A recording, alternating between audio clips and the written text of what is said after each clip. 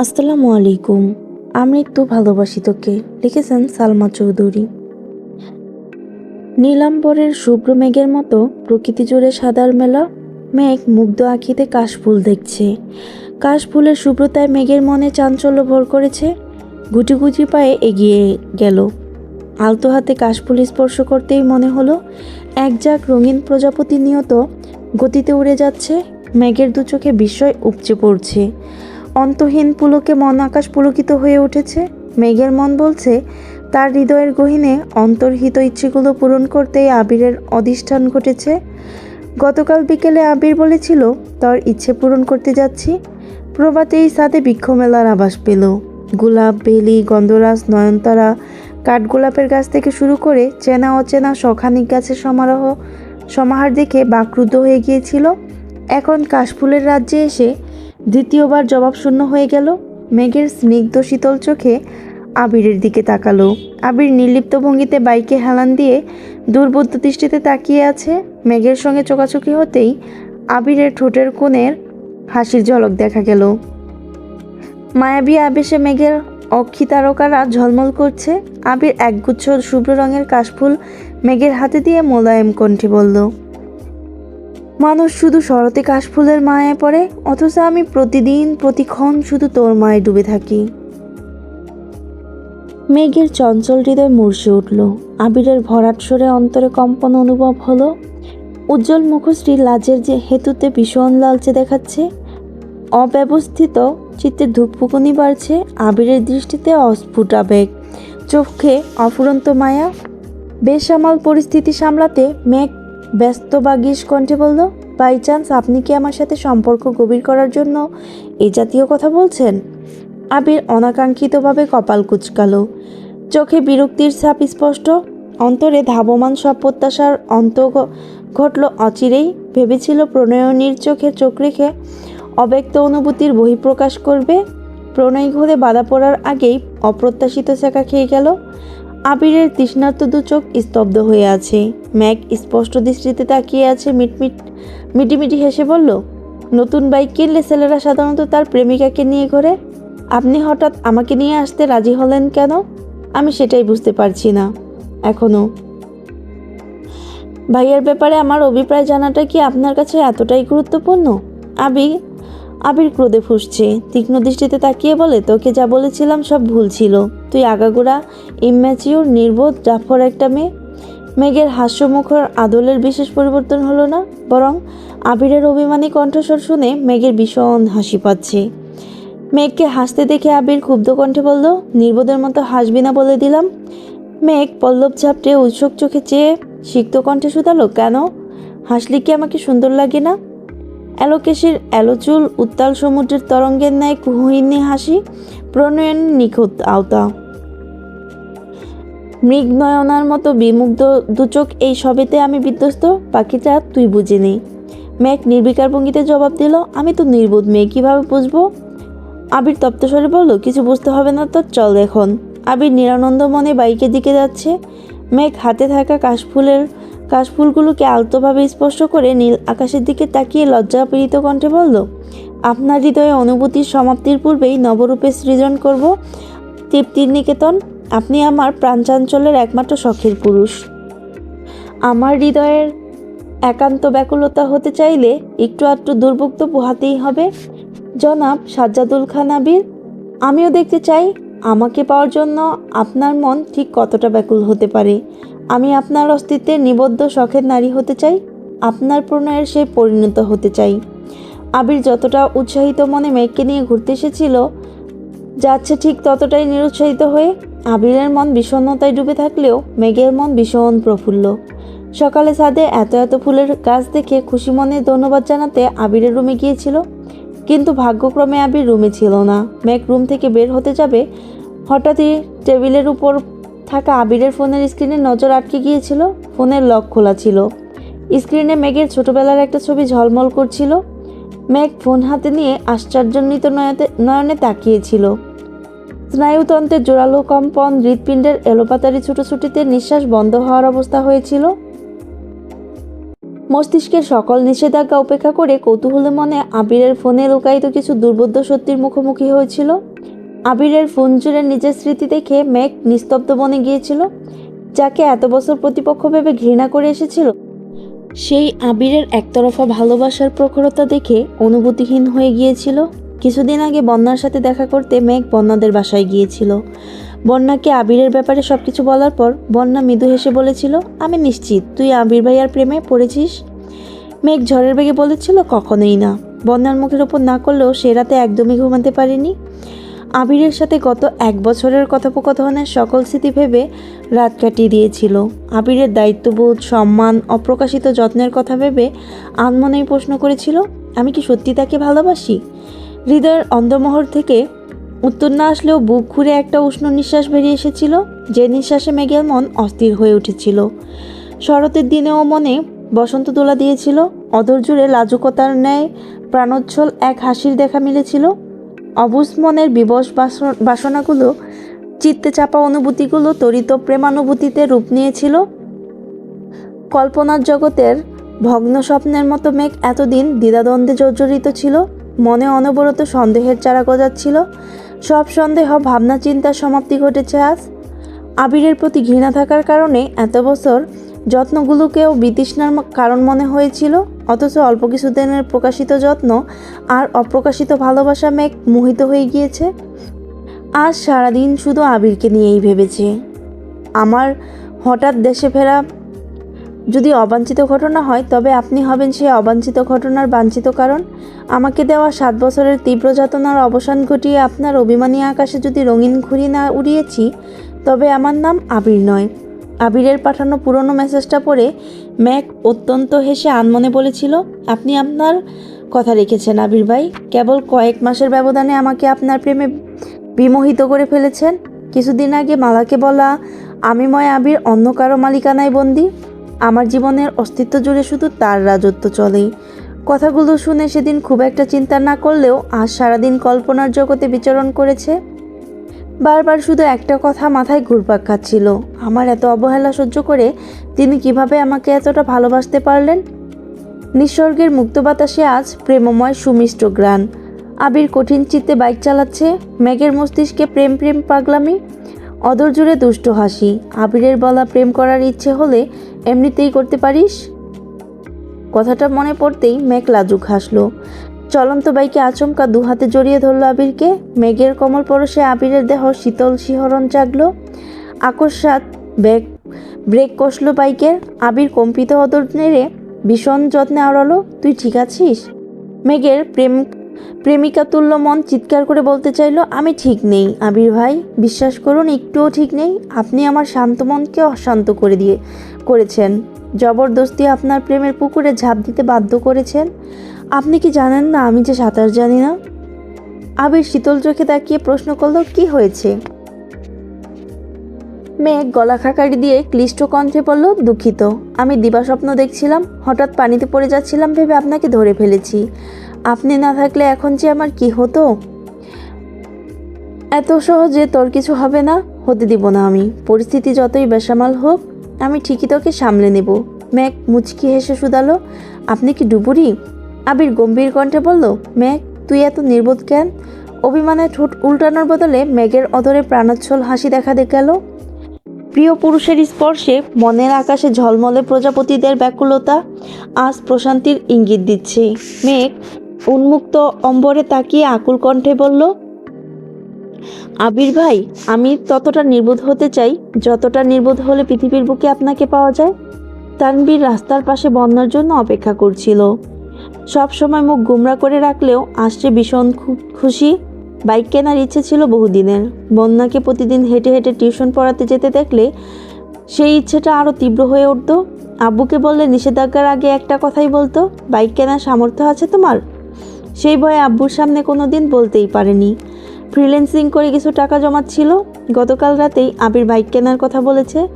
আবির নিতে না চাইলেও তানবীর জোর করে তার জমানো টাকা দিয়েছে। বারবার বলেছে আস্তে ধীরে বাইকের সব টাকা পরিশোধ করে দিবে।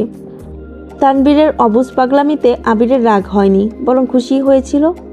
মেঘের পরে আবিরের জীবনের সবচেয়ে গুরুত্বপূর্ণ মানুষ হলো তানবীর।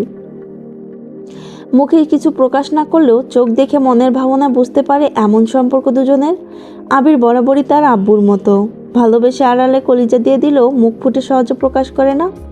তানবীরের ছন্নছাড়া জীবন গোছাতে আবির প্রতিনিয়ত চেষ্টা করে চলেছে। এমনকি নিজের কোম্পানির শেয়ার হোল্ডারের তালিকায় পর্যন্ত তানবীরের নাম আছে, কিন্তু এই কথা তানবীরকে কোনোদিন জানতেও দেয়নি। আবিরের জীবনে তানবীরের ভূমিকা যেমন অনস্বীকার্য, তেমনি তানবীরের জীবনে আবিরের ভূমিকাও অনস্বীকার্য। দুজন দুজনের বিশ্বস্ত বন্ধু। বন্যা বের হতেই তানবীর ডাকলো, মিস স্বর্ণলতা।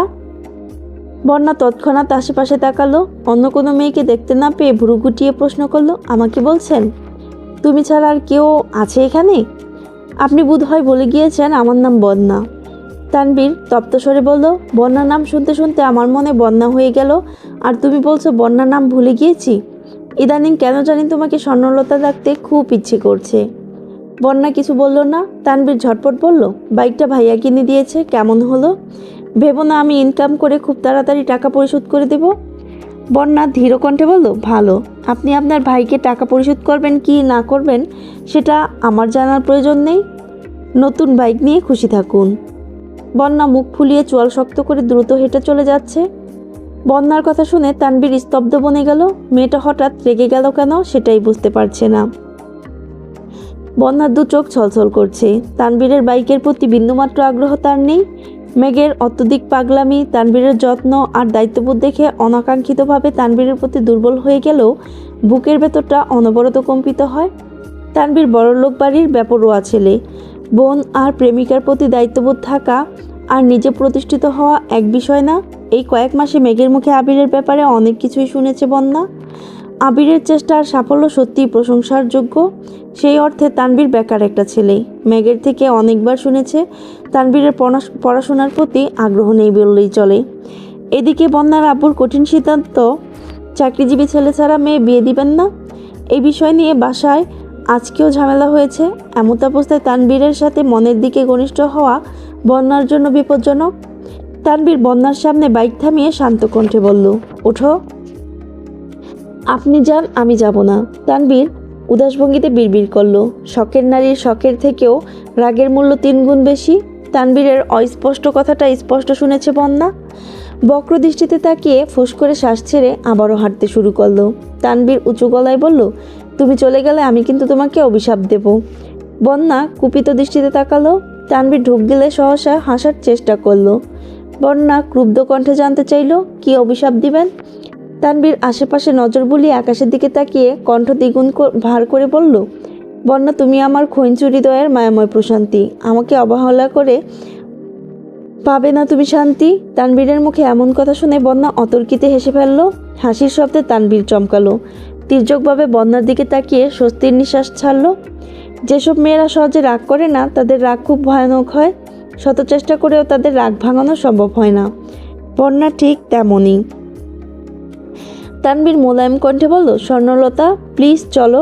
বন্যা গম্ভীর কণ্ঠে বলল, যেতে পারি, কিন্তু সোজা বাসায় গলি পর্যন্ত পৌঁছে দিবেন। অন্য কোথাও ব্রেক কষলে আমি আমার মতো চলে যাব। বাপরে বাপ, ওঠার আগে এত শর্ত! আমাকে দেখে কি বাইক রাইডার মনে হচ্ছে? বন্যা আর কথা বাড়ালো না। হেলমেট পরে চুপচাপ বাইকে বসলো। বন্যা যতটা আতঙ্কিত তার থেকেও তানবীর দ্বিগুণ বেশি আতঙ্কিত। শখের বসে বন্ধুদের থেকে বাইক চালানো শিখলেও কখনো মেয়েদের নিয়ে বাইক চালানো হয়ে ওঠেনি। প্রথমবারের মতো প্রেমিকাকে নিয়ে বাইক চালাচ্ছে। অ্যাক্সিডেন্ট করলে বাইক আর প্রেমিকা দুটোকেই হারাতে হবে। বাইক ফেরত পেলেও প্রেমিকাকে ফেরত পাওয়ার কোনো সম্ভাবনা নেই। তাই আগেভাগে সাবধানতা অবলম্বন করে বাইক চালাচ্ছে। বন্যা নিশ্চুপ হয়ে বসে আছে। মাথায় এখনও আব্বুর চিন্তা ঘুরপাক খাচ্ছে। তানবীরের সাথে সম্পর্ক এতটাও গভীর না যে তানবীরকে পড়াশোনা করে চাকরি নেওয়ার কথা বলতে পারবে। অতিরিক্ত দুশ্চিন্তায় সব কিছু অসহ্য লাগছে। বন্যাদের বাসা এখনও অনেকটা দূর। তার আগেই আকস্মাৎ বাইক থামলো। নির্জন রাস্তা দেখে বন্যা জানতে চাইল, এখানে থামালেন কেন? তোমার সাথে আমার কিছু কথা আছে। বন্যা গম্ভীর গলায় বলল, আমার এখন কোনো কথা বলা বা শোনার ইচ্ছে নেই, আপনি থাকুন, আমি বরং যাচ্ছি। তানবীর বন্যার হাত ধরল। তানবীরের অনাকাঙ্ক্ষিত স্পর্শে বন্যার হাত কাঁপছে। বুঝতে পেরে তানবীর সঙ্গে সঙ্গে হাত ছেড়ে দিয়েছে। মোলায়েম কণ্ঠে বলল, তোমাকে কথাগুলো না বললে কোনো মতে শান্তি পাচ্ছি না আমি। বন্যা চিবুক নামিয়ে দাঁড়িয়ে আছে। তানবীর শান্ত কণ্ঠে বলতে শুরু করলো, মন আর মোহনার সম্পর্ক অনেক গভীর।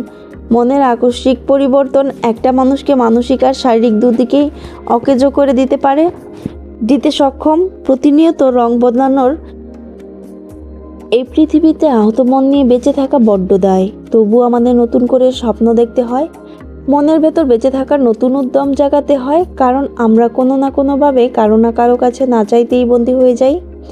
বন্যা রাশভারী কণ্ঠে বলল, এগুলো আমাকে বলছেন কেন? তানবীর আচমকা বন্যার মুখোমুখি দাঁড়ালো। বন্যার চোখে চোখ রেখে গুরুগম্ভীর কণ্ঠে বলতে শুরু করলো, বন্যা, তোমার জন্য আমার মনে প্রতিনিয়ত তেজস্বীর জ্বর বইছে। অস্ফুট আবেগ নিয়ন্ত্রণ করতে করতে আমি ভয়াবহ অপ্রসন্নতায় জড়িয়ে গেছি।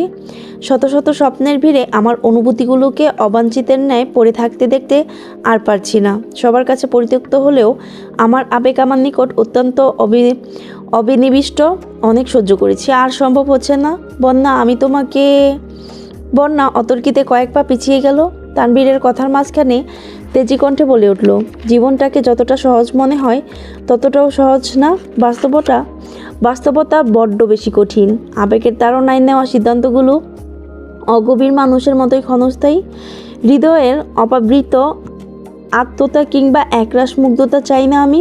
মুখোশধারী মানুষদের ভিড়ে নিজের অস্তিত্বকে হারাতেও চাই না। এত উচ্চাকাঙ্ক্ষী জীবন চাই না আমি যেই জীবনের আকাঙ্ক্ষা পরিসমাপ্তি ঘটার সঙ্গে সঙ্গে আমার মনটাও তিক্ততায় ছেয়ে যাবে। আমি বাস্তবতাকে আঁকড়ে ধরে বাঁচতে চাই। অতি সাধারণ একটা জীবন চাই। আপনার আবেগ অনুভূতিকে অবজ্ঞা করার সাধ্য আমার নেই। তাই ভালো হয় যদি আপনি আমাকে কোনো কিছু না জানান। তানবীর হতবিহ্বল নির্বাক চোখে চেয়ে আছে। বন্যা মুখের কাঠখোট্টা কথাতে তানবীর বাকরুদ্ধ হয়ে গেল। হৃদয় অঙ্গনের উত্থাল পাতাল ঢেউয়ে শ্বাস এলোমেলো হয়ে যাচ্ছে। সর্বশক্তি দিয়ে নিজেকে ধাতস্থ করার চেষ্টা করলো। বুকে চাপা নিঃশ্বাস ছেড়ে বন্যার দিকে তাকিয়ে কাটকাট গলায় বলল, তুমি মেয়ে ভীষণ নির্দয়া। যতটা সুকৌশলে আমার অনুভূতিগুলোকে অপেক্ষা করলে ততটা কৌশল আমাকে চিরতরে ধ্বংস করতে প্রয়োজন হতো না। বন্যা অন্ধকার মুখ করে বলতে শুরু করলো, আমাদের মধ্যবিত্ত পরিবার, তাই স্বপ্নগুলো আমাদের মতোই মধ্যবিত্ত। আপনাদের মতো অনাবশ্যক চিন্তাভাবনা কখনোই করি না আমরা। বিলাসবহুল জীবনযাপন আমাদের নিকট কেবলই দুঃস্বপ্ন।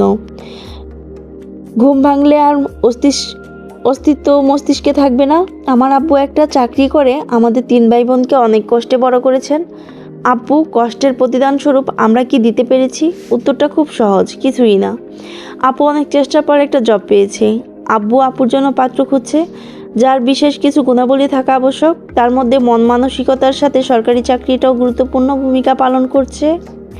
আপনাদের পরিবারের মতো আমাদের পরিবার কখনো ছিল না আর হবেও না। কারণ একটাই, আমরা মধ্যবিত্ত। আমরা আবেগে গা ভাসাতে চাইলেও বাস্তবতা আমাদের ভুলগুলো চোখে আঙ্গুল দিয়ে দেখিয়ে দেয়। আমি অপ্রকাশিতভাবে হলেও আব্বুর কাছে প্রতিজ্ঞাবদ্ধ। আপনার লাইফস্টাইল আপনাদের কাছে খুব স্বাভাবিক হলেও আমাদের কাছে, বিশেষ করে আব্বুর কাছে, খুবই অস্বাভাবিক। আমি বাস্তবতা ভুলে আবেগের কাছে বন্দী হতে পারবো না। আমি কি বলতে চাচ্ছি আশা করি আপনি বুঝবেন। তানবীরের অন্তর সহ বিস্ফোরিত 2 চোখ ভেতরে ভেতরে জ্বলছে। মনটা খুব দুর্বল। প্রিয় মানুষের অতি সামান্য কথাতেও হৃদয় ভেঙে চূর্ণ বিচূর্ণ হয়ে যায়। বন্যার কথায় তানবীরের হৃদয় নিগড়ানো ব্যথাগুলো ভেতরটাকে বড্ড পোড়াচ্ছে। মনের ভেতর উদ্দীপ্ত প্রেমানুভূতি অচিরেই পুড়ে উদ্দাত্ত ছাই হয়ে যাচ্ছে। তানবীর আর কিছু বলার শক্তি পেল না। 2 চোখ ভরা ব্যগ্রতা আড়াল করে চুপচাপ বাইক স্টার্ট দিল। বন্যা ত্রস্ত পায়ে এগিয়ে বাইকে বসলো। পূর্বের ন্যায় আবারও নিস্তব্ধ দুজন। বাকি রাস্তায় কেউ কারো সাথে একটা কথাও বলেনি। বন্যাকে বাসার গলি পর্যন্ত পৌঁছে দিয়ে কোনো দিকে না তাকিয়ে তানবীর নিজের মতো চলে গেল। বন্যার শরীর ভয়ানকভাবে কাঁপছে। শীতল চোখ বেয়ে 2 ফোঁটা অশ্রু কপালের মাঝ বরাবর নামতেই ব্যস্ত হাতে মুছে ফেলল। অদরের অনবরত কম্পন থামাতে ঠোঁটে ঠোঁট চেপে মাথা নিচু করল। আবিরের ফোনে একটু পর কল আসতেছে। বাইক থামিয়ে কল রিসিভ করার আগ্রহ নেই। উদ্বিগ্ন কণ্ঠে শুধালো, মেঘ, কয়টা বাজে? 15 মিনিট কম 5টা। এই রে সর্বনাশ। কেন, কি হয়েছে? আজকে আমার না হওয়া গার্লফ্রেন্ডকে দেখতে আসবে। রাকিব সম্ভবত বারবার কল দিচ্ছে। আহারে, আপনার খুব কষ্ট হচ্ছে তাই না? আবির মৃদু হেসে বলল, হ্যাঁ অনেক কষ্ট হচ্ছে।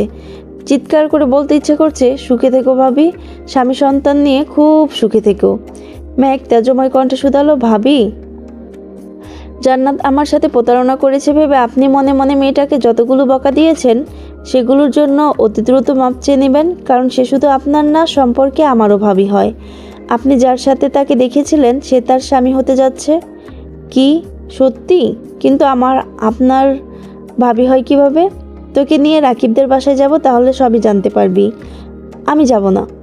তুই না গেলে কিভাবে হবে? কঠিন সত্যির মুখোমুখি হতে হলে তোকে আমার সাথে যেতে হবে। মেঘ ভুরু কুচকালো, কিছু বলতে চেয়েও আকস্মাৎ চুপ হয়ে গেল। আবির আগেও একবার এই কথাটা বলেছিল, আজ আবারও বলছে। কোন সত্যির মুখোমুখি হতে হবে তাকে? একটা ফুলের দোকান দেখে নামলো আবির। দোকান থেকে দুটো বেলে ফুলের গাছটা কিনে নিয়ে এসেছে। মেঘের দিকে তাকিয়ে বলল, দেখি হাত দে, বিয়ে খেতে যাচ্ছিস অথচ হাত সম্পূর্ণ ফাঁকা, লোকে কি বলবে? মেঘ ঠোঁট বেঁকিয়ে হেসে আস্তে করে বলল, আপনি আমাকে দিন, আমি পরে নিচ্ছি। আমি পরিয়ে দিলে কোনো সমস্যা? মানে না। আপনি শুধু শুধু কষ্ট করবেন কেন? আবির মৃদুস্বরে বলল, মাই ডিয়ার স্প্যারো। মেঘ তৎক্ষণাৎ স্নিগ্ধ চোখে তাকালো। আবিরের ফোনের মেঘের নাম্বারটা স্প্যারো নামে সেভ করা দেখেছিল, কিন্তু আবির কখনো মেঘকে স্প্যারো নামে ডাকেনি। মেঘ কতবার কল্পনা করেছে আবির তাকে স্প্যারো বলে ডাকবে। অবশেষে প্রতীক্ষিত সময়টা এসেছে। আবিরের মুখে প্রথমবারের মতো স্প্যারো নাম শুনে মুগ্ধতায় চোখ সরাতে পারছে না। কিছুক্ষণ চুপ থেকে মেঘ হঠাৎই মুচকি হেসে বলল, জি বলুন। হৃদয়ে বইছে প্লাবন, তীব্র ব্যাকুলতা। তুই আমার নিবৃত্তে যতনে রাখা বেলি ফুলের পুষ্পমালা। মেঘের বিস্ময় এখনও কাটেনি, অদরের মায়াবী হাসিও সরছে না। মেঘ ঠোঁট কামড়ে হাসি থামিয়ে মেকিশোরে বলল, আপনি খুব ভালো ছন্দ বলতে পারেন। ভার্সিটিতে প্রোগ্রাম হলে আপনার থেকে টুকলি করে ছন্দ লিখে নিয়ে যাব। আবিরের মেজাজ এবার চূড়ান্ত পর্যায়ে খারাপ হলো। মেয়েটা সত্যি নির্বোধ নাকি ইচ্ছে করে অবুঝের মতো আচরণ করছে এটাই বুঝতে পারছে না। মেঘ অদর উল্টে বোকা চোখে তাকিয়ে দেখছে। আবিরের আকস্মাৎ মনে পড়ল, ঘণ্টাখানেক আগে মেয়েটাকে নির্বোধ বলেছিল। জেদের বসে এখনও সেই জাজ মেটাচ্ছে। এদিকে ফোনে অনবরত রাকিবের কল আসতেছে। আবির কল রিসিভ করে 2 মিনিট কথা বলে দ্রুত রওনা দিল। মেঘ হঠাৎ ডাকলো, আবির ভাই। আবির নিরুত্তর। মেঘ আবার উঁচু গলায় ডাকলো, আবির ভাই। আপনি কি রাগ করেছেন? কার সাথে রাগ করব? আমার সাথে। আপনার সাথে রাগ করলে আজ আমি আপনার সামনে থাকতাম না, কোনো এক দেশে কোনো এক বিদেশিনীকে নিয়ে সুখী সংসার করতাম। এতদিনে হাঁসের বাচ্চার মতো পিচ্ছি পিচ্ছি আমারও 2-1টা বাচ্চা থাকতো। আফসোস। মেঘ মজার ছলে বলল, ইস কত কষ্ট আপনার। আবির গুরুগম্ভীর কণ্ঠে বলল, আপনাকে আর তাল দিতে হবে না, আমার কষ্ট আমি বুঝে নেব। আবিরের স্মিত রাগ খুব বেশি প্রকট হলো না। চুপ থেকে নিজের রাগকে নিয়ন্ত্রণ করার চেষ্টা করছে। তবে মেঘের মেজাজ আজ ভীষণ ফুরফুরে। হাতে থাকা বেলি ফুলের গাছড়াগুলো দেখছে আর এক মনে হাসছে। আবিরের মন গলানোর জন্য মেঘ আহ্লাদি কণ্ঠে গান গাইতে লাগলো, কিন্তু হেলমেটের জন্য আবিরের অভিব্যক্তি কোনো মতেই বোঝা গেল না। আবির মেঘকে নিয়ে রাকিবদের বাসায় এসেছে। রাকিবের ছোট ভাই রিমন আবিরকে দেখেই বলল, এতক্ষণে এসেছো তোমরা? ভাইয়া ভীষণ রেগে আছে কেন? তানবীরের তো আগে আসার কথা, ও আসেনি এখনো। দুপুরে বলেছে 4টার মধ্যে চলে আসবে, অথচ এখনো আসার কোনো নাম নেই। ফোনটা পর্যন্ত বন্ধ করে রেখেছে। ভাইয়া কল দিয়েছে, আমি কতগুলো কল দিলাম, একদম নিরুদ্দেশ হয়ে গিয়েছে। আবির দাঁত পিষে গম্ভীর মুখ করে বলল, কি বলিস? তানবীরের ফোন বন্ধ? দাঁড়া, এখনই কল দিচ্ছি। আবিরের সাথে মেঘও ফ্যাকাশে মুখে তাকিয়ে আছে। বাইক চালাতে গিয়ে কোনো সমস্যায় হলো কিনা। আবির তানবীরকে কল দিতে দিতেই বাসায় ঢুকলো। ছেলেপক্ষ আসেনি এখনো। রাকিব রাসেল কাজে ব্যস্ত। আবিরকে দেখে রাগান্বিত কণ্ঠে বলল, তোরা 2 ভাইয়ের থেকে এটা আশা করিনি আমি। আবির মনমরা হয়ে বলল, তানবীর বলেছিল ও থাকবে, আমার একটু লেট হলেও সমস্যা নেই, আর এখন তারই কোনো হদিশ নেই। তারা কত দূর? 10 মিনিট লাগবে বলল। রাসেলের সহজ সরল জবাব। রাসেল মেঘকে দেখে নিঃসংকোচে বলল, হাই আবিরের ম্যাম, কেমন আছো? রাকিব ব্যস্ত ভঙ্গিতে বলল, সরি আপু, তুমি কিছু মনে করো না, আজকে জান্নাতকে দেখতে আসবে তাই একটু ব্যস্ত। কেমন আছো তুমি? আলহামদুলিল্লাহ ভালো, আপনারা কেমন আছেন? আলহামদুলিল্লাহ। জান্নাত রুমে আছে, যাও। রাকিবের আম্মুর সাথে কথা বলে মেঘ জান্নাতের রুমের সামনে দাঁড়ালো, কাচুমাচু করে বলল, আপু আসবো? মাহদিবা জি, এসো এসো, কেমন আছো? জান্নাত বেগুনি রঙের মধ্যে একটা কাতান শাড়ি পরেছে, হালকা সাজ, সাথে মাথায় ঘুমটা দেওয়াতে অন্যরকম সুন্দর লাগছে। রুমে জান্নাতদের আরও কয়েকজন আত্মীয় আছে, তাদের মধ্যে একজন জিজ্ঞেস করলো, ও কে রে জান্নাত? জান্নাত মিষ্টি হেসে বলল, আমার ননদ। একজন হকচকিয়ে উঠলেন, ছেলের বাড়ির মানুষজন কি চলে এসেছে নাকি? জান্নাত চটজলদি বলল, না না ভাবি, ও স্পেশাল ননদ। মেঘ জান্নাতের পাশে বসেছে, কি বলবে কিছু বুঝতে পারছে না। খুব ভেবেচিন্তে ভীতিকর কণ্ঠে বলল, সরি আপু। সরি কেন? মেঘ আশেপাশে তাকিয়ে ফিসফিস করে বলল, আমি আপনাকে ভুল বুঝেছিলাম আর মনে মনে অনেক কিছু ভেবেছিলাম, তার জন্য। জান্নাত আলতো হাতে মেঘের গালে হাত রেখে বলল, আমার হবু হাজব্যান্ডের নাম আশরাফুল ইসলাম আসিফ, তোমার আবির ভাই না। তুমি যেন ভাইয়াকে ভুল বোঝো না, তার জন্য সেদিন ইচ্ছে করেই ওই রকমভাবে কথা বলেছিলাম। মেঘ হতভম্ব হয়ে গেল। আশেপাশে মানুষজন মেঘকে এটা সেটা প্রশ্ন করছে। মেঘের আগে জান্নাত নিজেই সেসব প্রশ্নের উত্তর দিয়ে দিচ্ছে। কিছু সময়ের মধ্যে বসার ঘর থেকে অনেক মানুষের কথাবার্তা শোনা গেল। কয়েকজন তাড়াহুড়ো করে রুম থেকে বেরিয়ে গেলেন, তাদের পেছন পেছন মেঘও বের হলো।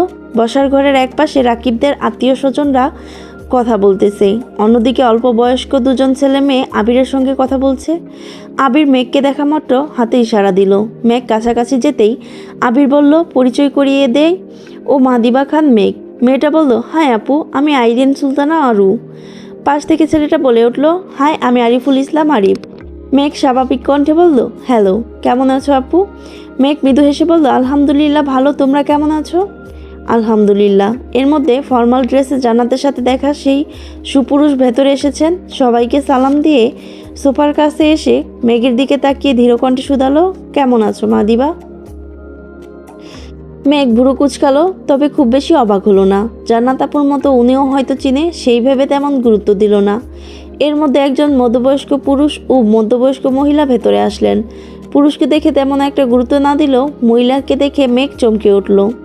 ভদ্র মহিলাকে দেখে খুব পরিচিত মনে হচ্ছে, স্পষ্ট মনে হচ্ছে কোথাও দেখেছে, কিন্তু ঠিক কোথায় দেখেছে সেটা কোনোভাবেই মনে করতে পারছে না। ভদ্র মহিলা সোফায় বসলেন। মেঘের আকস্মাত মনে পড়ল, গত বছর গ্রামের বাড়িতে দেখা হয়েছিল তার সাথে।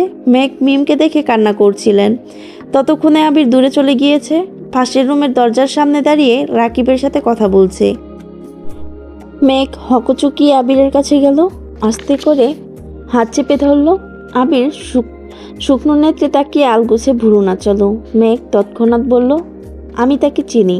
কাকে চিনিস? আবিরের স্বাভাবিক কণ্ঠের প্রশ্ন। ভদ্রমহিলাকে আমি চিনি, গত বছর গ্রামে দেখেছিলাম তাকে। আবির মলিন হেসে বলল, তার নাম মাহমুদা খান আমিনা, এবং তিনি আমাদের খুব কাছের আত্মীয়। আপাতত আর কিছু জিজ্ঞেস করিস না, বাকি সব কিছু পরে বলবো তোকে। মিনিট পাঁচেক পর ঝড়ের বেগে তানবীর এসেছে, চোখ মুখ ফুলে আছে, যার জন্য গম্ভীর চেহারা আরও বেশি গম্ভীর দেখাচ্ছে। আবির আর চোখে তাকিয়ে দেখলো কেবল তানবীর সবার সঙ্গে কথা বলে একপাশে দাঁড়িয়ে আছে।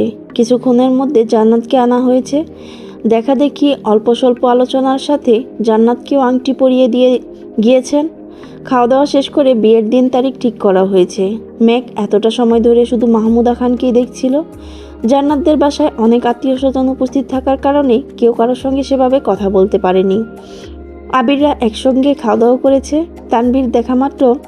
তানবীর নামাট্টু খেতে বসেছিল, মনে কষ্ট চেপে ঠিকমতো খেতেও পারেনি, তাই চুপচাপ উঠে বাসার বাইরে চলে গেল। আবির খাওয়া দাওয়া শেষ করে বাইরে এসেছে। তানবীর বাসার বাইরে বাইকে হেলান দিয়ে দাঁড়িয়ে আছে। আবির সামনে এসে শিরদাঁড়া সোজা করে দাঁড়ালো, কপাল কুঁচকে ভারী কণ্ঠে শুধালো, কি হয়েছে? তানবীর অন্যদিকে মুখ করে বলল, কিছু হয়নি। তানবীর, তুই আমার থেকে কথা লুকানোর চেষ্টা করছিস? আকস্মাৎ আবিরকে জড়িয়ে ধরে বলতে শুরু করলো, আমি নিয়তির কাছে আবারও হেরে গেলাম ভাইয়া। বন্যার চোখে আমি তানবীর অযোগ্য অপদার্থ ছেলেই রয়ে গেলাম। আমি ভাই হিসেবে যথার্থ হলেও প্রেমিক হিসেবে পরিত্যক্ত হয়ে গেলাম। বন্যা কি বলেছে? আমাকে বাস্তবতার 3 পাতা ভাষণ শুনিয়েছে। আবির মৃদু হেসে বলল, এটা আর এমন কি? প্রেমিকার চোখে নিজের প্রেমিক সবসময় নিষ্কর্মা আর অযোগ্যই থাকে।